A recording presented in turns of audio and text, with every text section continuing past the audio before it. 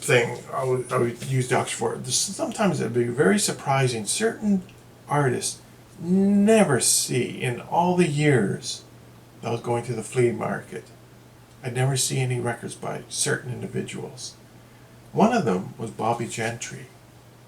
I can't recall ever seeing a single Bobby Gentry album in the wild, at least up here where I live. And I had to get all her albums through eBay, and most of them were at the time, like I got them, weren't going for very much money. You get them for $10. Usually the auctions are really low. The only exception was this one here. This one, for some reason, seemed to be a bit in demand, and I had to pay a little bit up for that one. I can't remember. It might have been like 20. Then there was the case of winning an auction that I never expected to win. Now, I mentioned in the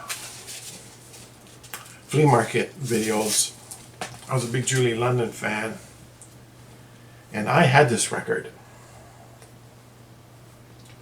But one came up for auction, and the record was located in England, but it was an original US pressing.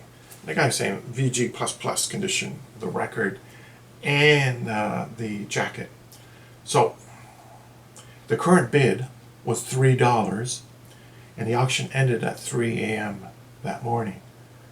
So almost for a joke, I put an $8 reserve on the record, thinking, well, I'll never win, $8 reserve, I'll never win this Calendar Girl. Get up next morning, check the email, you've got mail, you won the auction, pay up. So I ended up winning this record. I don't know, it was like $6 or something like that. Couldn't believe it. Definitely worth $6.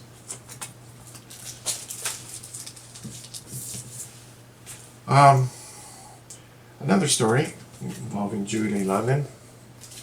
It was so like generally her records would go for like $10, and I got most of Julie London, as I mentioned on the videos.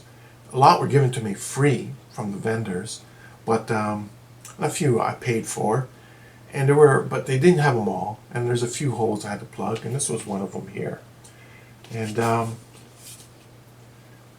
one day I was on eBay and saw this record, and I thought, oh, let me bookmark that one and put a watch on it. I might bid on that one. And then it turned out there was almost the entire Julie London catalog was up for auction from a record store, I think it was in Alabama, that was going out of business. And they were selling sort of like their archive of records that had been played once. And I started watching the auction, and I'm thinking, well, yeah, I'll put like a $10 bid on this. And in no time at all, the records were going through the roof. Every one of them, all the Julie London. And what it was two bidders on each record that were going against each other. Everybody else had dropped out after $20 or something. And these two wouldn't give up. And they were just, the prices were going absolutely insane. Well over $100. And it was like that for every one of their albums. And between the two of them, they each got about half. Paid a fortune for the records. And then 3 weeks later, I got this one for $3. I think I was the only one to bid on it, whatever. So just, you need common sense when bidding. A couple of albums that I had never seen in the wild that I really wanted. Shangri-La's, original Redbird pressings. Same vendor had both of these. Had to pay up for those. Something very interesting. Never see very much bubblegum music at the flea market. And I was really into the bubblegum stuff. But here's just one example here. 1910 Fruit Company. So a lot of these I had to rely on eBay. And fortunately, they're very cheap on eBay at the time. All the Monkey albums I got at the flea market, except this one. This one I had to rely on eBay. was the movie. I mentioned I got all of Nancy Sinatra albums at the flea market and priced very low, between $2 and $5. But you never see Lee Hazelwood at the flea market, and I had to get his off of eBay. So I picked up a lot of Lee Hazelwood off eBay. It's on the MGM. Sometimes I was after oldie albums and I wanted a pressing close to the time, not modern reissues, like Big Bopper, Chantilly Lace. So you had to rely on eBay. The old Mercury pressings. And just very, I can go real quickly over some of these. I don't know, this video's probably running long. I was really into caught these sort of like rock and roll compilations, late 50s, early 60s, that sort of like had cheesecake covers on them.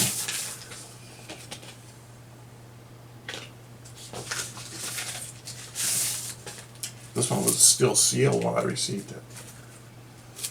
Original price $1.98. Just another example here. This one was still sealed when I received it. Obviously these weren't selling well back in the day. Another thing I never saw very much of at the flea market, and I'm really not that interested in it, but I did get a few off eBay, and that was picture discs. And this particular one, Marilyn Monroe, like, came from Germany.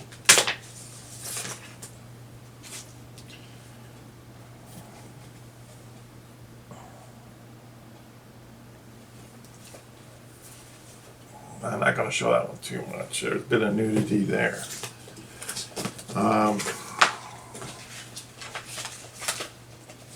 So sometimes you see some interesting picture discs. Another one, I'll just show a couple, I'm not going to do too much. Just James Mansfield, for example.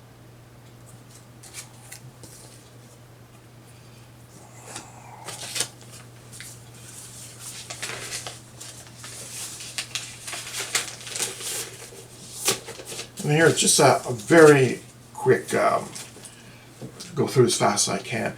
These are some of the artists that didn't see too much of for whatever reason at the flea market. Now, Everly Brothers was always lots, priced at $2 usually, but not their first album. Shocking Blue, never seen their stuff in the wild. Would like to get Pink Elephant copies, but you see a little bit of Standells in the wild, but very little. I got most all the Standells off of eBay. Early Deep Purple, didn't see very much at the flea market. Usually it's their later albums like Smoke on the Water, relied on eBay. Shirelles, got all the Shirelles from eBay. Chiffons.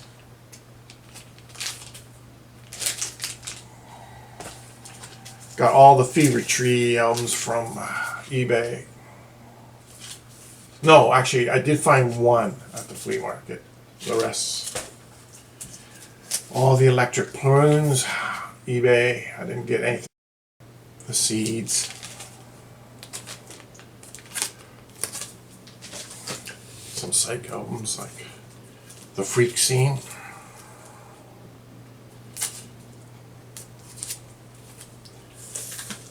Venom Complex.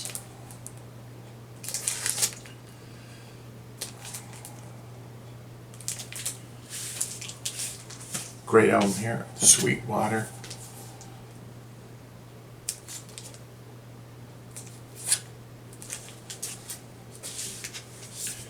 Mary Jane. Soundtrack. Sidewalk Label. I got lots of Sidewalk Label stuff. Boston Tea Party. Pop Psych.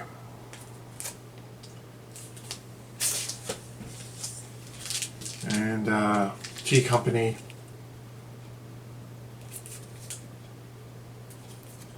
That's just some examples of records that I bought through eBay rather than at the flea market, because sometimes you would see some of these records at the flea market, but they're usually in poor condition.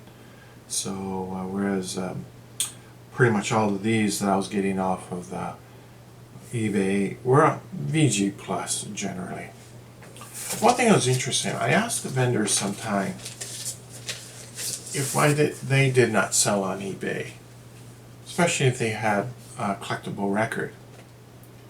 And they all said the same thing, that they had tried eBay and in their opinion there was just too much fraud going on.